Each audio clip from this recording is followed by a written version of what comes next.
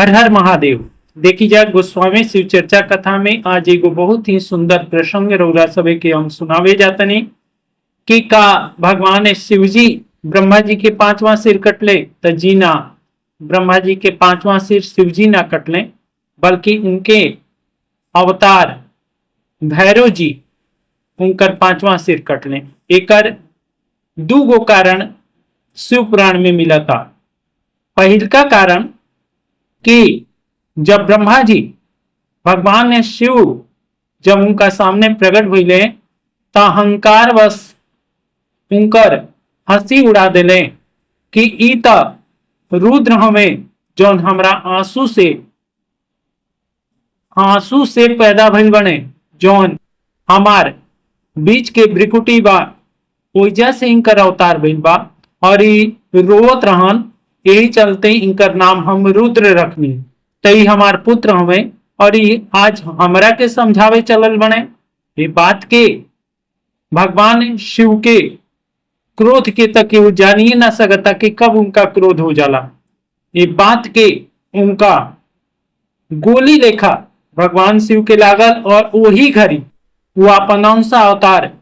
भैरव के प्रकट कैले और भैरव के ये आदेश देले कि ब्रह्मा के पांचवा सिर जौना से ये हमारा अपमान कैले, अब भी इनकर पांचवा सिर धड़ से अलग कर दो। और ब्रह्मा जी के पांचवा सिर स्वयं भैरव जी कटले रहन, शिव जी ना कटले रहन। तब दूसर का कारण ई बा कि जब भगवान ब्रह्मा जी सृष्टि रचना करते रहन, वही में एक खूब सुंदर पुत्री के रूप में संध्या नाम के कन्या प्रकट हुई और उनका के प्रणाम कैली। ए पर ब्रह्मा जी और संगे उनकर जतना पुत्र जना में दक्ष प्रजापति भी शामिल रहन, मरीचि भी शामिल रहन, वशिष्ठ भी शामिल रहन, सप्तऋषि सब केहू शामिल रहे और सब केहू उनका के ललचाई दृष्टि से देखे लागल। काहे कि एकर भी कारण रहे। एकर कारण ई रहे कि कामदेव के ब्रह्मा जी ई वरदान देले रहन कि तू जेकरा ऊपर चाह ओकरा ऊपर तू विजय पा सकत रह। और कामदेव के 5 गो बाण ब्रह्मा जी ही देले रहन और वो कहले कामदेव कि हे पितामह, का ई 5 बाण केहू पर चल सकता? तब कहले कि हाँ। तब कहले कि जब 5 ई बाण चली तब का केहू एकरा से बच सकता काम से?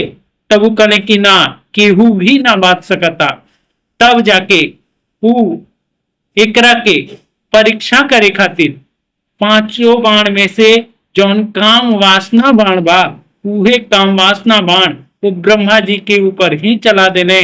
और ब्रह्मा जी के संगे संगे वो जतना उनकर पुत्र सब रहन जा उहनो जना पर वो काम वासना बाण के चलला से सब जना काम वासना में पीड़ित हो गलन जा और सब केहू उस संध्या नाम के पुत्री के पीछे दौड़े लगलन जा और वो बचाओ बचाओ ऐसे करके और भगवान शिव के पूजे ले आराधना कैली कि हे प्रभु हमारे आके, हे सदा शिव जी हमारा आके आज हमार लाज बचाई, आज हमार भाई और पिता सब केहू आज हमार इज्जत के पीछे पड़ल बा। ये पर स्वयं भगवान शिव बीच में प्रकट हो गए और ब्रह्मा जी के और संगे संगे उनकर पुत्र सब के खरा खोटी बहुत बढ़िया से सुना देने, जौना के चलते ब्रह्मा जी के जितना पुत्र रहन जा सब जना शर्मिंदगी महसूस कैलन जा और संगे संगे ब्रह्मा जी के तस्वीरें झुक गए और वो ए पर शिव जी उनका के कहले कि तू तो पितामह हवा, सबकी पिता हुआ, सृष्टि रचना करेला तू और सृष्टि में जितना भी जल अचर जितना भी जीव जंतु जो भी पैदा भइल वो तारा से पैदा हुआ। तू पालन करता ना हुआ, तू जन्म दाता हुआ और तू खुद जन्म दाता होके और तू ही इ नीच कर्म करवा त तार का होके। ए पर ब्रह्मा जी बहुत लज्जित हुए और लज्जित होके वो भगवान शिव सदा शिव के सामने हाथ जोड़ के नम्र निवेदन के लिए कि प्रभु हमरा से गलती हो गई और इस चलते वो गलती हो गई के अब ई बात के जब कह देने तब ओकरा बाद ई मने मने उनका से बदला लेवे के भी ठान लेने कि हम शिव जी के भी कहियो ये बात के अपमानित जौन हमरा के कैले हम इनका के भी वो कामदेव से पीड़ित कराएं। और ये बात के उठान के वो जब माता सती आपन देह त्याग दिली तब भगवान आपन दिगंबर वेश में तपस्या में लीन हो गए। जब तपस्या में लीन हो गए तब वही तपस्या के तोड़े खातिर कामदेव के ब्रह्मा जी सहित समस्त देवता लोग कहलन जा कि जा और जाके कामदेव तू शिव जी के तपस्या भंग कर, जौना के चलते अगर तपस्या भंग हो जाई तब इनकर जौन अवतार सती जी ले ले बड़ी पर्वत राज हिमाचल के घरे पार्वती जी के रूप में, तब उनका से विवाह हुई और तब तारकासुर के वध हुई। ये पर ये बात के सुन के कामदेव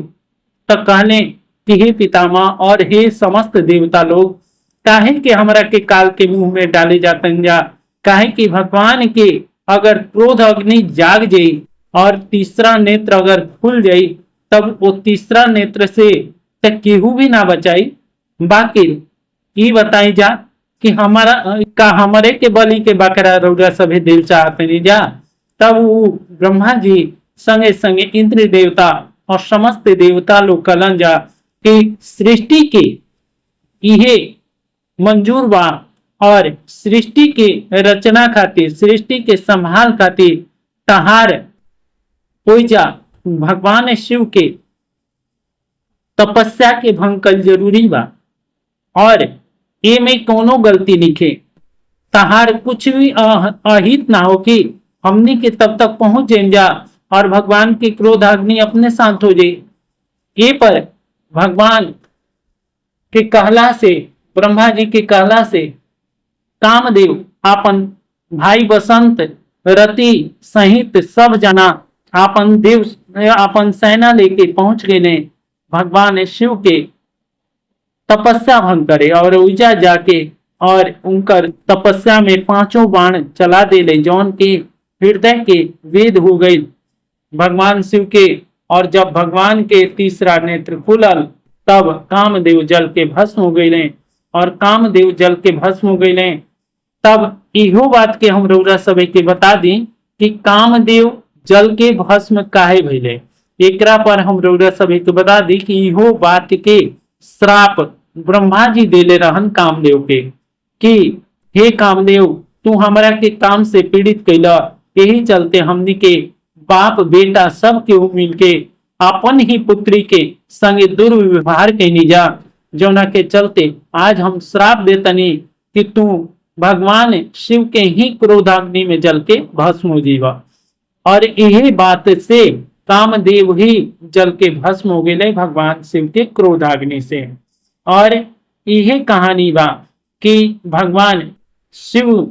ना कटले रहन ब्रह्मा जी के सिर, बल्कि भैरव जी ब्रह्मा जी के सिर कटले रहन और यही चलते उनका ऊपर ब्रह्महत्या के भी पाप लागल, काहे कि एगो ब्राह्मण के वध कैले रहन भैरव जी। और